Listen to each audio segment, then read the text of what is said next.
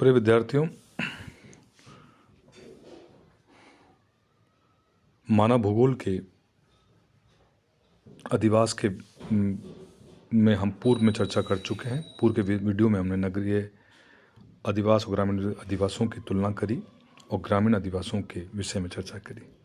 आज हम आपके सामने नगरीय अधिवास के विषय में बात करेंगे।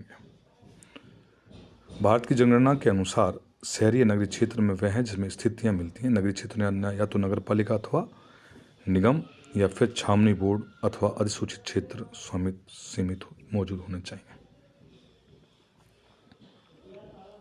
अन्य सभी क्षेत्रों को इन मानकों को पूरा करते। कम से कम 5,000 जनसंख्या, कार्यशील पुरुष जनसंख्या कम से कम 75%, अकृषि क्षेत्र में लगी हो तो हम उसे नगरीय अधिवास या नगरीय क्षेत्र कहेंगे। जनसंख्या का घनत्व कम से कम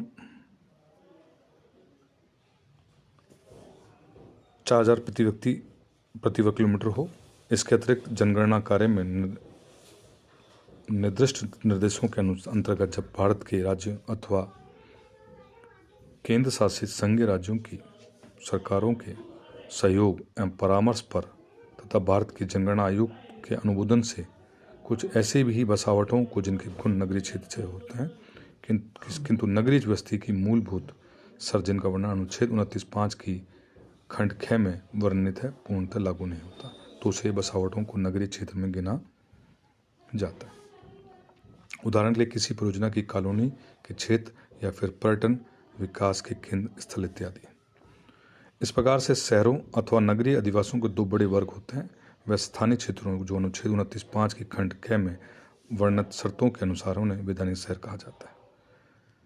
मुख्य नगर एवं उसके जुड़े शहरी अपवर्दी वाले क्षेत्र, दो या दो से अधिक संलग्न मुख्य नगर, उनके अपवर्दी क्षेत्र सहित अनेक बिना एक बड़ा शहर और उससे संलग्न एक या एक से अधिक शहरों की अपवृद्धि क्षेत्र इतने सानिध्य विकसित हो, कोई लंबा या जनसंख्या का वितान फैला हो।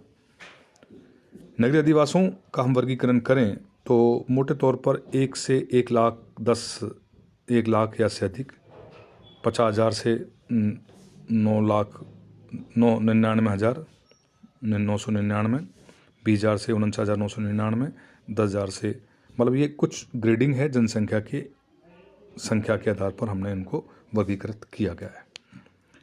नगरीय अधिवासों का एक वर्गीकरण है जो ऐसे स्थान जिनकी जनसंख्या 1 लाख से कम हो, शहरी नगर ऐसे स्थान जहाँ जनसंख्या 10 लाख से के बीच हो और महानगर में 10 से 50 लाख के बीच हो, वृहद महानगर जहाँ 50 लाख से ऊपर हो। तो इस प्रकार से नगर, शहर, महानगर और वृहद महानगर के विषय में भी हमने एक जनसंख्या के अकॉर्डिंग उसका वर्गीकरण किया हुआ है।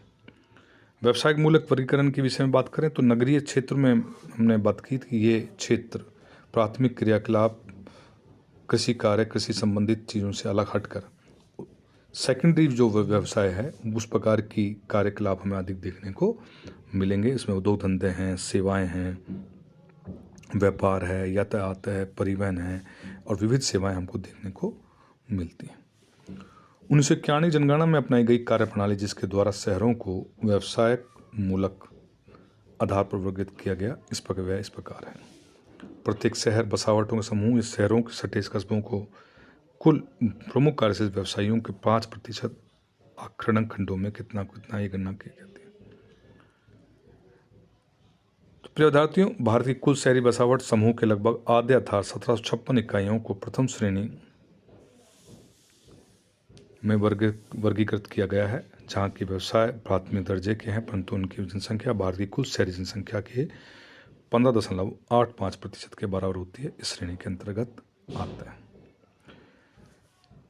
तो परिवहन से संबंध शहरी बसावट नगर एवं उनकी इकाइयों की संख्या 460 है, जिसे व्यापार की श्रेणी के अंतर्गत वर्गीकृत किया गया है।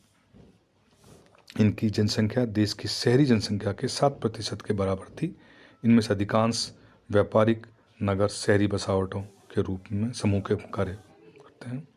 ऐसे शहरों की सबसे ज़्यादा संख्या 121 उत्तर प्रदेश में थी, जबकि बाकी के राज्यों में व्यापार से। तो परिवहन संबंध श्रेणी के केवल 23 नगर वर्गीकृत किए गए जिनका देश की नगरीय जनसंख्या में योगदान 1% से भी कम है। जहाँ तक कार्यशील व्यवसाय का संबंध है, इन 23 में से 10 शहरी बसावटों में एकल व्यावसायिक लोग रहते हैं, जहाँ 10 में से विविध व्यावसायिक कार्य करने वाले लोग करीब 736 ऐसे शहरी बसावट वाले इकाई देश हैं जिनमें विभिन्न सेवाएं ही प्रमुख व्यवसाय के साधन होते हैं। इन बसने वाले लोगों की जनसंख्या देश की कुल नगरीय जनसंख्या का 1/4 के बराबर है। तो प्रिय विद्यार्थियों, नगरीय जनसंख्या क्या है, नगरीय अधिवास क्या है, नगरीय अधिवास किस प्रकार से हम उसको देखते हैं, इस विषय में हम लोगों ने चर्चा करी और ये जो स्थिति है उनका हमने विश्लेषण किया। प्रिय विद्यार्थियों,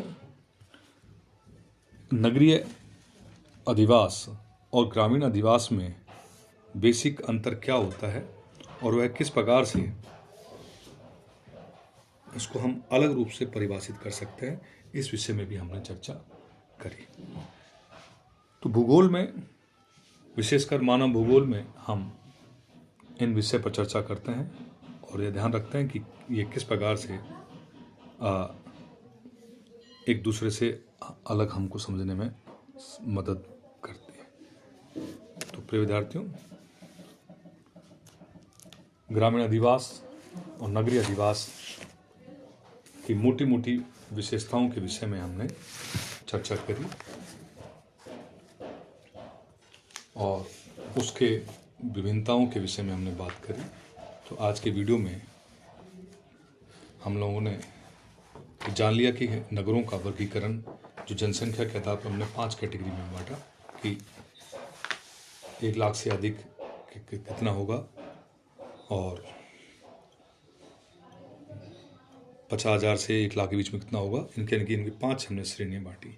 नगर, शहर, महानगर, वृहद नगर को भी संख्या के आधार पर हमने विभाजन किया, उसके विषय में हमने चर्चा करी। तो आज के वीडियो में इतना ही। धन्यवाद।